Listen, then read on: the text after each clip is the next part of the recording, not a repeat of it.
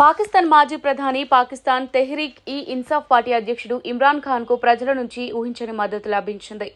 తోషాఖానా సహా వివిధ కేసుల్లో జైలు శిక్ష పడడంతో తాజాగా జరిగిన ఎన్నికలకు ఇమ్రాన్ ఖాన్ దూరమయ్యాడు. అంతేకాదు సాంకేతిక కారణాలు చూపుతూ ఇమ్రాన్ పార్టీ ఎన్నికల గుర్తు బ్యాట్ ని కూడా రద్దు చేశారు. అయితే ఇమ్రాన్ మద్దతుదారులకే ఓటర్లు జైకొట్టారు.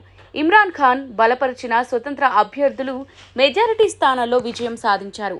పీటీఐకి పార్టీకి చెందిన స్వతంత్ర అభ్యర్థులు 99 చోట్ల విజయం సాధించడంతో అతిపెద్ద పార్టీగా అవతరించింది.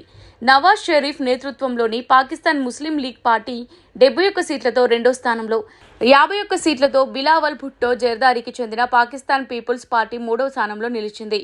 ఇతర చిన్న పార్టీలు 20 సీట్లు గెలుపొందాయి. మొత్తం 336 సీట్లున్న పాకిస్తాన్ జాతీయ అసెంబ్లీలో 266 మందిని ప్రత్యక్షంగా ఎన్నుకుంటారు. మిగతా 70 స్థానాలను మైనారిటీలు, మహిళలను నామినేట్ చేసి భర్తీ చేస్తుంటారు. ప్రస్తుతం ఒక స్థానంలో అభ్యర్థి మరణించడంతో 265 స్థానాలకు పోలింగ్ నిర్వహించారు.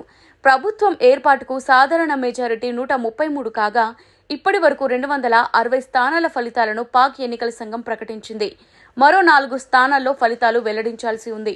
ఏ పార్టీకి స్పష్టమైన మెజారిటీ వచ్చే పరిస్థితి లేకపోవడంతో సంకీర్ణ ప్రభుత్వం ఏర్పాటుకు అక్కడి పార్టీలు పావులు కదుపుతున్నాయి. తమ పార్టీకి సొంతంగా ప్రభుత్వాన్ని ఏర్పాటు చేసే మెజారిటీ లేదన్న నవాజ్ షరీఫ్ ఇతర పార్టీలను కలిసి రావాలని విజ్ఞప్తి చేశారు. భారత్ సహా పొరుగు దేశాలతో శాంతియుత సంబంధాలను కోరుతున్నట్టు సెంటిమెంట్ మాటలు మాట్లాడారు. ఇటు పీటీఐ పార్టీ వ్యవస్థాపకుడు ఇమ్రాన్ ఖాన్ కూడా ఓ కీలకమైన ప్రకటన విడుదల చేశారు. తాజా ఎన్నికల్లో తమకే మెజారిటీ దక్కిందన్నారు. నవాజ్ షరీఫ్ ఒక తెలివితక్కువ రాజకీయ నాయకుడన్న ఆయన సంకీర్ణ ప్రభుత్వం ఏర్పాటు దిశగా ప్రయత్నాలు చేస్తున్నామని తెలిపారు.